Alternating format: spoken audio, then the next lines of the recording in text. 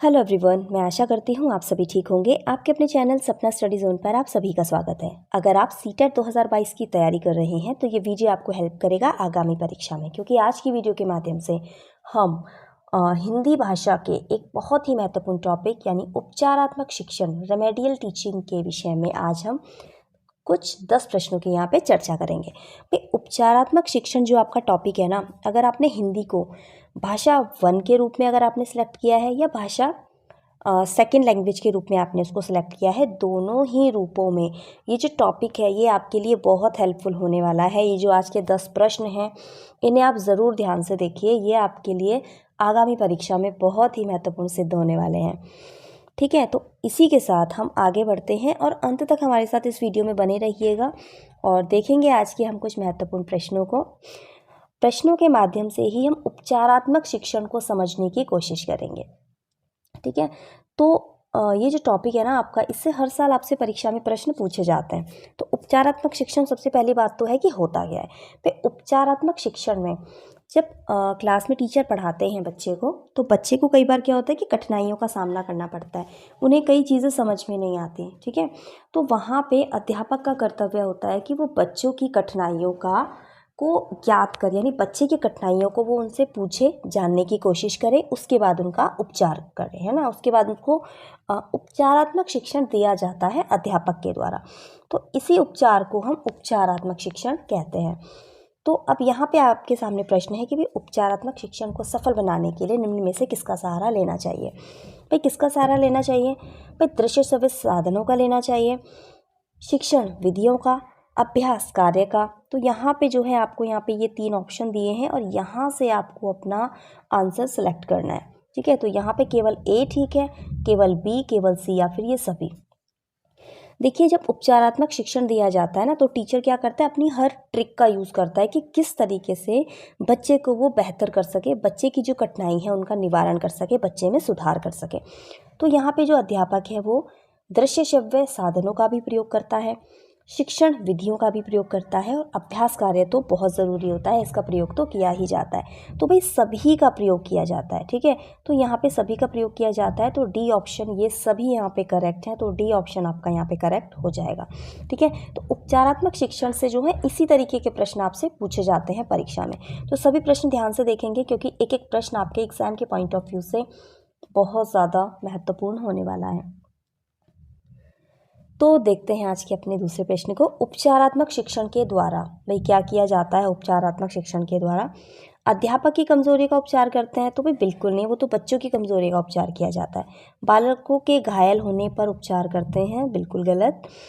छात्रों की कमजोरियों का निदान कर उसे दूर करने हेतु शिक्षण करते हैं? सी ऑप्शन आपका करेक्ट हो जाएगा कि बच्चों की कमजोरियों का ही तो निदान किया जाता है ना उपचारात्मक शिक्षण में, तो सी आपका करेक्ट आंसर हो जाएगा। बढ़ते हैं आगे और देखते हैं आज के तीसरे और महत्वपूर्ण प्रश्न को। भाई, उपचारात्मक शिक्षण आवश्यक है? क्यों आवश्यक है, मतलब किसके लिए आवश्यक है? यहाँ पे नीचे ऑप्शन दिए हैं ना, कुछ बच्चों के बारे में यहाँ पे बताया है। तो उपचारात्मक शिक्षण किसके लिए आवश्यक है? मंदबुद्धि बच्चों के लिए, पिछड़े बच्चों के लिए, प्रतिभाशाली बच्चों के लिए या फिर सभी के लिए?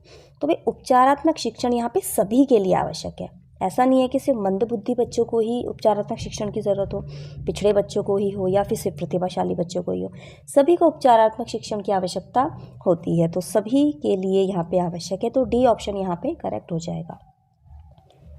बढ़ते हैं चौथे प्रश्न की तरफ। फिर चौथा और महत्वपूर्ण प्रश्न आपके सामने है, उपचारात्मक शिक्षण के लिए आवश्यक नहीं है। भाई, यहाँ पे नहीं पूछा है तो आपको नहीं पे ध्यान देने की ज़रूरत है। क्या ज़रूरी नहीं है उपचारात्मक शिक्षण के लिए? भाई, शिक्षण विधि को स्थायी रखना, विद्यार्थी की किसी भी गलती की अवहेलना नहीं करना, पहले निदानात्मक परीक्षण कर लेना, या इनमें से कोई भी नहीं। ठीक है, तो यहाँ पे क्या आवश्यक नहीं है? भाई, शिक्षण विधि को स्थायी रखना, ए आपका करेक्ट होगा, क्योंकि अगर शिक्षण विधियों को स्थायी रखा जाएगा तो बच्चे के अंदर इम्प्रूवमेंट कैसे होगा? ठीक है, तो शिक्षण विधियों को स्थायी नहीं रखा जाता है, शिक्षण विधियों में बदलाव किया जाता है। जिससे कि बच्चों की कठिनाइयों का निवारण किया जा सके। ठीक है, बच्चों की गलती की अवहेलना नहीं करते हैं, बिल्कुल सही है। पहले निदानात्मक परीक्षण होता है, बिल्कुल सही बात है भाई, पहले निदानात्मक परीक्षण होता है, उसके बाद ही उपचार किया जाता है। तो ए यहाँ पे करेक्ट हो जाएगा। बच्चों जो शिक्षण विधि है उसको स्थायी नहीं रखा जाता है उपचारात्मक शिक्षण में। प्रश्न संख्या 5 आपके सामने है।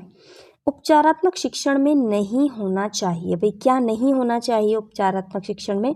सिंपल सा यहाँ पे आपका जो है ऑप्शन, बहुत ही इजी क्वेश्चन है ये।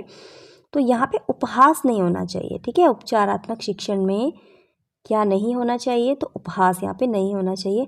उत्साहवर्धन भी होना चाहिए, अभ्यास भी होना चाहिए, सहानुभूति भी होनी चाहिए, सिर्फ उपहास नहीं होना चाहिए। आज का छठा प्रश्न है, उपचारात्मक शिक्षण किस प्रकार का कार्य है? भाई आदेशात्मक है, अनुदेशात्मक है, नकारात्मक है या सैद्धांतिक है? तो भाई जो उपचारात्मक शिक्षण होता है ना, ये अनुदेशात्मक कार्य होता है। इसमें क्या होता है कि टीचर बच्चों की कठिनाइयों का, समस्याओं का, कमियों का पता लगाता है, बच्चों में इम्प्रूव करने के लिए कुछ चेंजेस करता है, जिससे कि बच्चे जो है बेहतर तरीके से सीख पाएँ, उन्हें उपचारात्मक शिक्षण प्रदान करता है।